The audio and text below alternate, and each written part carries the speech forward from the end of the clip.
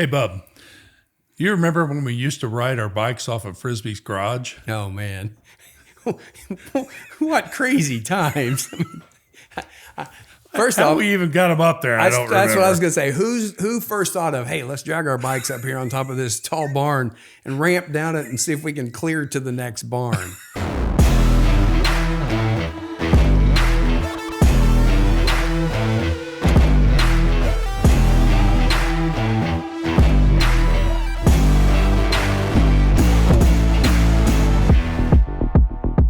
And that's one of those that I thought you think of now, and it's like, what if we wouldn't have made it? Yeah. What would happen? That sharp 10 edge. That sharp 10 edge and the 12-foot drop to the ground on our back, I'm sure, with a bicycle landing on top of us. No helmets, no knee pads, no shoulder pads, no nothing. No. But I don't know if that was Jamie's idea or Barry's. I don't know. But Randy, I don't know. David and Denny down the road. I don't know who came up with the idea. Right. But yeah, let's drag our bikes up on the top of it. And it was the old kind of barn that had the real steep roof, or the not quite so steep roof on the top that got real steep and then flattened out. Kind of a perfect launching ramp, out into the yard. Yeah. And then, across the driveway onto the loafing shed, and then off the loafing shed into the yard, So I was like, where did we get that idea? Whose brainchild was that? Yeah. I mean, it's a miracle we survived some of that stuff. Right.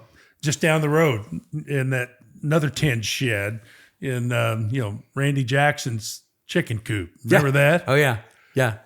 Yeah. When they bought that house, it had a chicken coop. We turned it into a clubhouse. Or whatever it was, right? Yeah, I don't think the black snakes like that too much, though. No. They kind of like those eggs, and that was a spooky place. Yeah, and after they got rid of all the chickens, it was like, hey, let's make this a clubhouse. And we got those the army surplus cots put up in there. And it's like, we're going to spend the night out here. Yeah, we were in tall cotton, as they say in Texas. But living on the high life in a chicken coop. Yeah.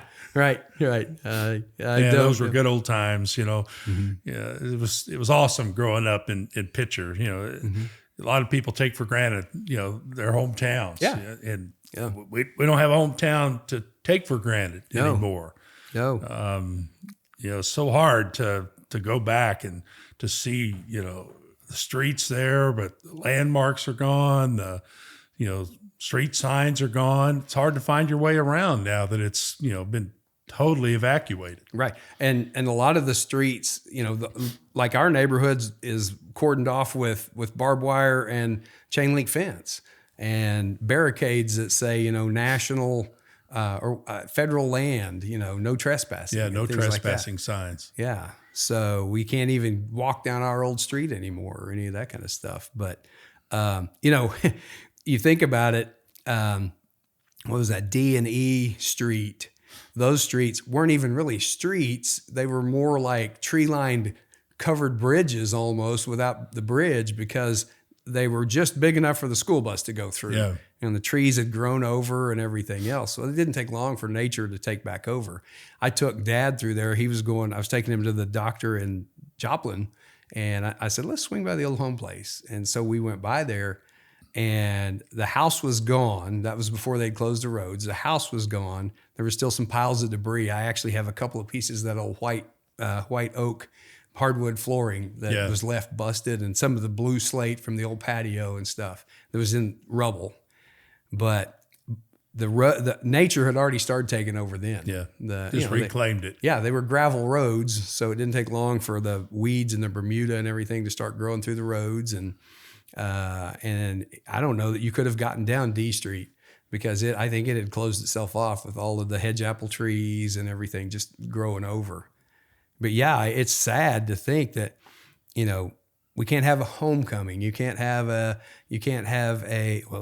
no school. No class reunions. No class reunions. We have the all class reunion at the Civic Center in Miami. We have to rent a place to, have a reunion. I was proud that they took all of that stuff, or most of that stuff, from Picher and put it in the museum in Baxter. Yeah. And people can still go see that. But I tell people, they're like, where are you from? I'm like, well, before long, it won't even be on the map. Yeah, it wasn't for a while. Right. I mean, Google removed it from the maps for a few years. I noticed the other day it's back on the map. Right. But, it's kind of sad. And, some people read parts of the book and say, this can't be true. You guys didn't really grow up in a ghost town, a boom town turned ghost town. You really didn't have environmental catastrophe there. And it is true. Yeah. I mean, we grew up in what has been called by the LA Times the most toxic town in America.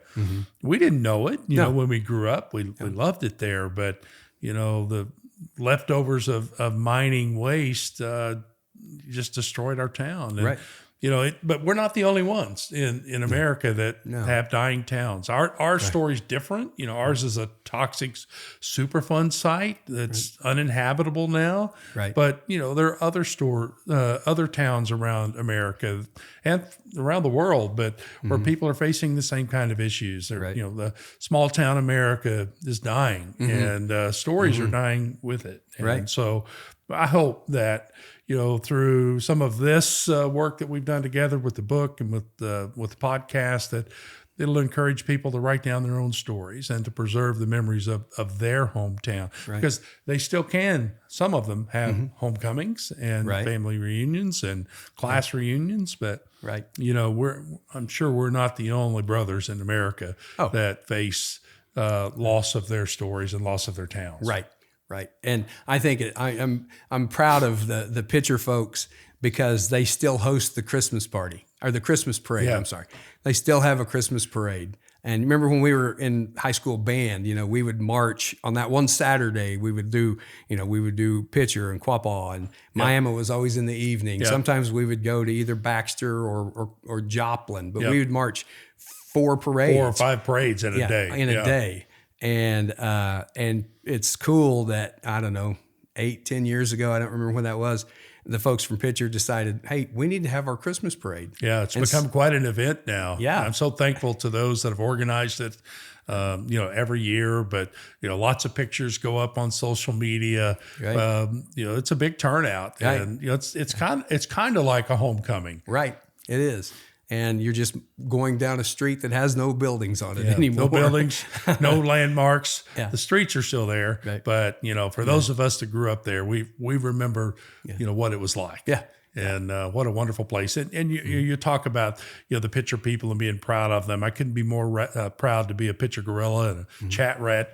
Call me that all day long. I'm fine with that. And, we get comments all the time from, our classmates, those that were ahead of us and behind us. And, just the community is still very much alive. I've come to realize over the last 5 years as I wrote Barefoot and Bulletproof that, home is not a place as much as it is a people. Right. And, the people of Picher, the people of Ottawa County and northeastern Oklahoma, they're just great folks. And, I get emails, I get text messages, I get comments on social media all the time with them, being thankful that we're doing this and that we're trying to encourage people to share their own memories. And it's really becoming quite a community. And I hope others will join us too. Right. They can subscribe to our newsletter at chatratchronicles.com and join in, share their own comments.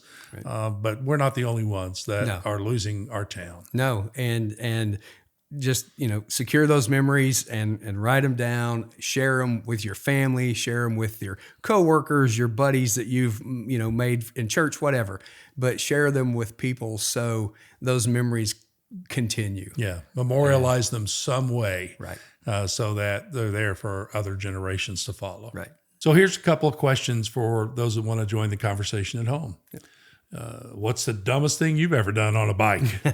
I'm sure there are a lot of stories out there people could share. Yeah. We're not the only ones that have ridden our bike down a hill, I'm sure, but maybe the only ones that jumped it off a barn. Yeah. But let's see. Maybe others will share their stories. Right. What's your favorite memory of hometown? Tell us your story about your town and what you love most about it and why it's so treasured for you and why you want to preserve it.